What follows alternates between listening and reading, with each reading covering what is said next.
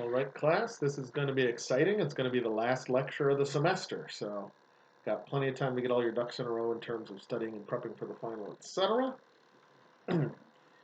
But also I wanted to give a little extra time so you could work at your own pace. Again, apologies, we would normally do a lot of application and things, but there's just so much going on, I figured give you guys a little bit lighter load this semester.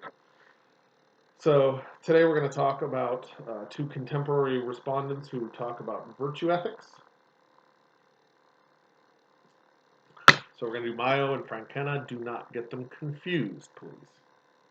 So first of all, Mayo is a contemporary virtue ethicist, which means he thinks there's something deeply right about it. As I mentioned at the end of the last video, you could kind of see him as responding to two of the big major problems that Aristotelian virtue ethics leaves. What were those two problems? For reasons we could talk about in the discussion, if you want, the function argument doesn't work. There's a deep flaw in it we could talk about in the discussion one if you want. But having said that, remember, what did the function argument do? The function argument was Aristotle's only answer for why should we be virtue ethicists. So if we want to be virtue ethicists, we're going to need reasons besides the function argument. So that's one of Mayo's theses. The second one, the other issue we talked about, is Aristotelian virtue ethics kind of puts a lot into rational deliberation. And so if you want to be a virtue ethicist without putting that kind of effort into it, we could talk about ways to cut down on the rational deliberation, which will be revealed through Mayo's second thesis. So, to get started, why should we be virtue ethicists? The short answer Mayo gives is that virtue ethics, and only virtue ethics, can be complete. And to do that, he's going to have to start by making a distinction. There's a principled distinction to be made between virtue ethics and all of what he calls principle-based ethics. So think in terms of all the stuff we've talked about this semester that focuses on actions. So there's a reasonable line to be drawn between virtue ethics, that is, that focus on character, and ethics that focuses on actions, which he calls principle-based. So now we kind of see what he's going to do. He's going to tell you why the principle-based ethics have a shortcoming that virtue ethics doesn't, and therefore give us a reason to prefer virtue ethics over other approaches. So what is this shortcoming that has to do with logical completeness? He kind of parodies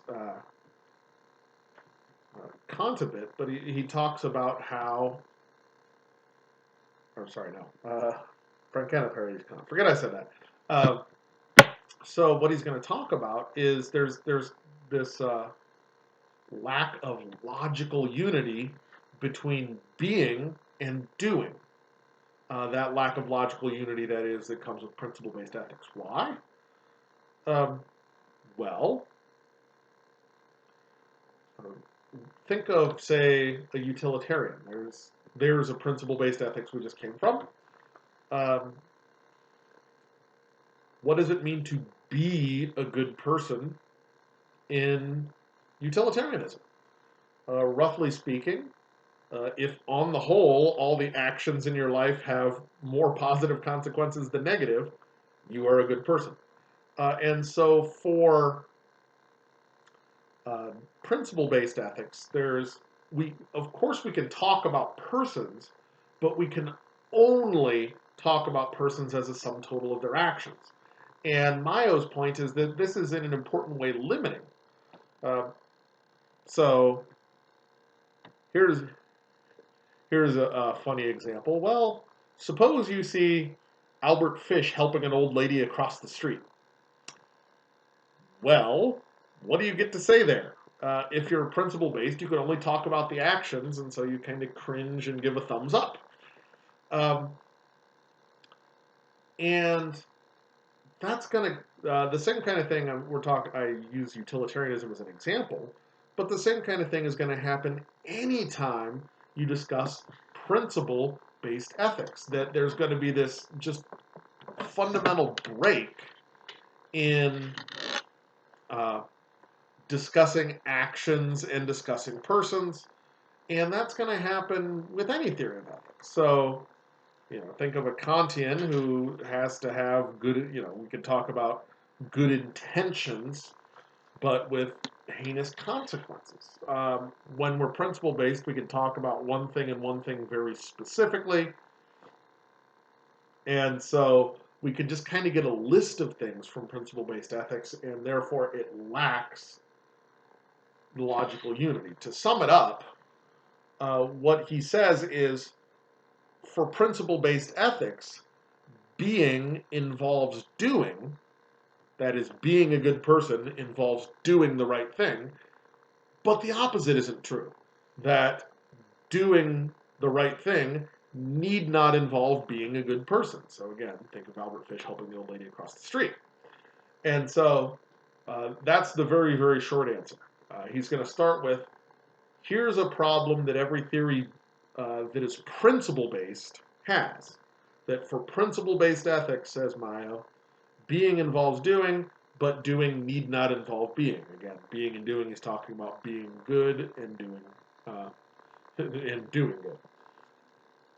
However, he's going to say that virtue ethics and only virtue ethics, you get both. That is, being involves doing and doing involves being. So let's briefly talk about why virtue ethics we have both. So why does being involve doing for a virtue ethicist, just like the principle-based ethics? Because think of the distinction we talked about last time with Aristotle. How do we cultivate, how do we develop, how do we get virtues? Moral virtues must be gotten through action. Remember, and so how do we become courageous? We're not born courageous.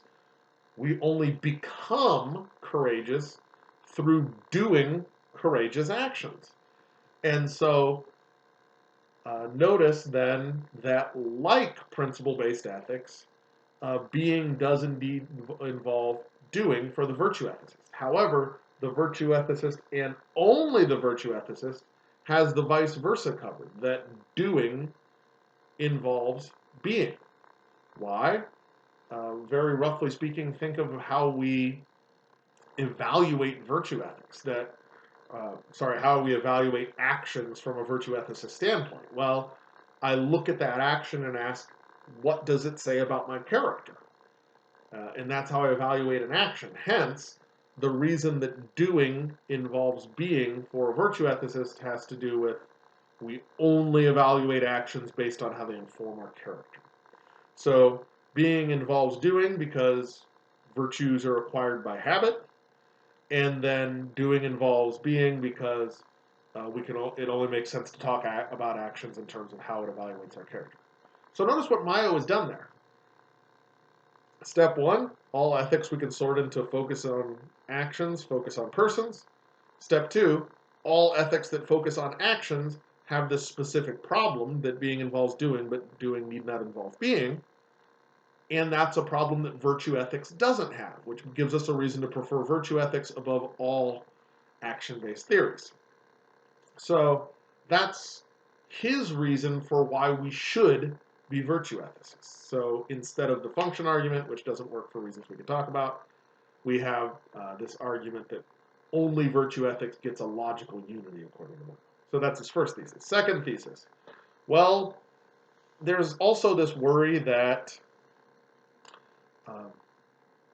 rational deliberation is hard, it's tedious, we have to deliberate every time we learn something about the world if we want to continue to focus on our happiness in the long term and the short term, etc., etc. Mayo gives what you might call a shortcut, but it's really kind of Aristotelian in nature. And so you could either see it as improving upon Aristotle, but I think it's actually better to see it as just kind of completing the Aristotle, because it's a very Aristotelian point. He talks about heroes and saints, I think that's kind of a misleading terminology, so it's better to just talk in terms of role models. Um, but his point is we can use role models as a way to cut down on rational deliberation. So remember, the goal of rational deliberation, really, all bells and whistles aside, is to decide what kind of person I should be. So, for instance, when something conflicts, we know how to act. So an example might be, well, I want to be a good friend and I want to be a good student. Sometimes those will come into conflicts. So imagine you're getting ready to study for the final and your bestie calls you and is just utterly devastated for some crisis. What do? That's the kind of thing you need to solve in rational deliberation, says Aristotle. Well, what is it more important to be a good friend or a good student? But what Mayo's point is, well, you don't even need to figure that out if you just pick someone who you want to be like. Now, and this is, again, I'm going to say role models. What does it mean being like? In terms of virtues. Well, which virtues are important to you? So pick someone who has their life together and is the kind of person you wish to be. And then all you have to do when the moral dilemma comes up is say, well, what would that person do? Uh, so can massively cut down on rational deliberation. And probably also you have to realize the fit doesn't have to be perfect either. Well, so for instance, if you want to say, well, I want to be like Gandhi, except not misogynistic, that seems to be the kind of thing that's perfectly possible. So you could use Gandhi as the starting point and just modify things. Now, why do I say this is an Aristotelian response? Because remember, Aristotle pretty much invented research. He was the one who read other people's physics texts before writing a physics text of his own. And so, uh, well, of course, it's a very Aristotelian notion to say, let's go ahead and do some research about what kind of person I want to be. And so I don't think there's anything that's particularly anti-Aristotelian or replacing Aristotle here when we appeal to role models as a shortcut for rational deliberation. It's just something that is, Mayo clearly articulates well that you might not have thought of before. So that's Mayo. End of Mayo. We're going to do the Frankena in this video too. The Frankena is also going to be pretty short. So, like Mayo, William Frankena, is going to have two theses. One of them is actually directly in conflict with Mayo, so that's why it's kind of fun to talk about them together. So, Frankena gives us critique of virtue-based ethics. Actually, one of the very few people who uses the word critique correctly. Here's a problem and how to fix it. So that's going to be his two theses. Frankena is first going to identify a problem with virtue ethics. And in fact, the problem he identifies is the exact opposite of what Mayo says. So Mayo says only virtue ethics can be complete and have a logical unity. The first thing Frankena is going to do is give you a reason to think that virtue ethics can't be complete. And it might not seem like that's what's going on, but that's what it is. So let's talk about why I think that virtue ethics isn't complete. He's going to start with something every virtue ethicist is going to accept. He's going to say, look, virtues are the kinds of things that must be acquired. As I just mentioned, nobody is born brave. Nobody is born wise, etc., etc. So virtues are, they're traits, but they're not things we're born with. They're not innate. And so they must be acquired. And of course, the virtue ethicist says, yes, of course, we must acquire our virtues. You cannot be generous if you don't regularly give. But here's the problem, says Frankena. As soon as we say virtues aren't innate and instead they must be acquired, you have to answer the question, which virtues? That is, which traits should we consider virtuous or morally valuable? And he points out that there's really three kinds of answers we can give. He calls trait egoism, trait utilitarianism, trait deontological. The trait egoist says the traits that are valuable, that is, the traits that are virtues, are the ones that will help me. Nietzsche is probably best interpreted as a trait egoist. So, by contrast, the trait utilitarian is going to say no. The traits we should consider virtuous or morally valuable are the traits that are going to help everybody. Probably Hume is best interpreted as a trait utilitarian. And then the trait deontological just say, no, there are some traits that are simply good as such. They're good independent of consequences, which is why they're called trait deontological. So some people might think, wisdom is good no matter what, etc., etc. Here's the important part. Frankena says, it doesn't matter which answer you give. The very fact that you have to give an answer is what causes the problem. So, suppose we say, okay, we're not born with these traits. We have to cultivate these traits and develop them into virtues. And you say, okay, which traits should I develop? That is, which traits are valuable, which traits are virtues? Suppose I give the answer that a trait utilitarian does. That is, I say the traits that are valuable are the ones that help the group, that help everybody. Okay, says Frankena, but think about what you just did there. In order to populate kind of your list of virtues, in order to answer the question, which traits have moral values, what did you do? You stepped outside of virtue ethics and took a principle from utilitarianism. And that's going to happen no matter what answer you give. So for the record, Aristotle probably gives kind of a combination answer, some stuff from trait egoism, some stuff from trait utilitarianism. But the point is, he did give that answer. Virtue ethics is not complete by itself. It must appeal to a principle to answer which traits have moral value. And so that's Frankena's argument that no, as a matter of fact, virtue ethics is not a logical unity because it must reach outside of itself and appeal to a principle to answer the question, which traits have value, which traits are virtuous. So that's thesis one. What he says, and this is where he kind of does a pithy little cutesy Kant parody. He says, principles without traits are impotent. Traits without principles are blind. So first of all, remember, impotent just means without power. So I think principles without traits are powerless, because effectively that would mean, well, if I have principles, I know what is right and wrong. But without traits, I'm not a good person. And so that's why it's impotent. Well, knowing what is right doesn't help you at all if you're not also doing what is right because you want to be a good person. But why is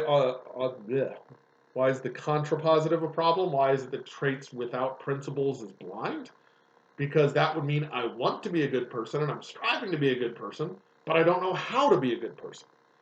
And so we're starting to get into Frankena's second thesis, that a satisfactory theory of ethics has to be a combination of both. That we need principles and traits. That is, we need to be focusing on being a good person and doing the right thing. Now, and this is what he refers to as the moral ideas, as a way of being rather than doing, etc. Now, here's where we have to be careful, because we've talked, kind of tiptoed around this the whole semester in terms of, well, wait a minute, are we about to try to combine two theories of ethics, which means, of course, we lose absolutism? Yes, that's what he's going to do. And he's not going to do that in its entirety here. He's just going to give you a very rough framework. And so we're going to have to talk about how we might do that. So the threat in losing absolutism is we can't evaluate everything. And it's because we have to draw a line. So think of when we talked about what happens when intent and consequences don't match. Which of the ones do you appeal to? Well, if I intend to help but I don't get anybody killed, is that good? Where do I draw the line? At what point? How many people do I have to kill before my intent isn't what matters anymore? Those are the kind of hard questions that come along when we're trying to combine two theories of ethics. And the way to draw lines well is what we call a principled line. So a principled line means you could explain why the line is where it is. So let me give you an example of a principled line with Roe versus Wade. I don't care whether you agree with where the line is or not, but you have to admit that the line is principled. So if you didn't know, the Supreme Court had one of the worst jobs of all time, which is to draw a line that says that this is when something is a human and when it is not. Shockingly hard line to draw. Here's where they drew the line. They drew the line at after the second trimester. Why? Because that's when a fetus is viable. That is, a fetus can survive, in theory, outside of the mother. And that's when that's when it's a person, when it can theoretically survive outside of the mother. Now, whether you like that answer or not, you have to admit that that line is a principled line. They didn't just, use a random number generator and say, okay, after 191 days we're good. No, they based it on this important medical criterion of whether a fetus is viable. So that's what we mean by a principled line. So let's go back to Frankena. Well, Frankena wants to include principles, and he wants to include traits. So if I want to make a principled distinction, I have to answer, well, when do I evaluate with one? When do I evaluate with the other? And the line he gives is a principled line. He says that right and wrong, that is, we judge actions based on principles. Whereas good and bad is about persons and traits. So there's your line. That's a principled line. When you're evaluating persons, use virtues. When you're evaluating actions, use principles. And again, he uses specialized terminology, not that specialized, but right and wrong is about principles, good and bad is about persons. So now we can say what we wanted to say a while ago. So suppose you see Albert Fish helping an old lady across the street. What would Frankena say there? Well, there is a bad person doing the right thing. And if you think about it, that seems exactly what we want to say in that situation. And so that's Frankena in a nutshell. Look, virtue ethics has a problem because it has to answer the question, which traits are valuable morally, that is, which ones are virtuous. To answer that, they must appeal to principles. And so, fine, we need both principles and traits when we're doing ethics, but how are we going to do that? We evaluate actions by principles and persons according to their traits. And then, of course, we can kind of get a logical unity there because, for instance, if the principles we appealed to are trait utilitarianism, that means the principles we use are utilitarian principles, but then that also connects with the virtues in telling us which virtues we should seek to cultivate.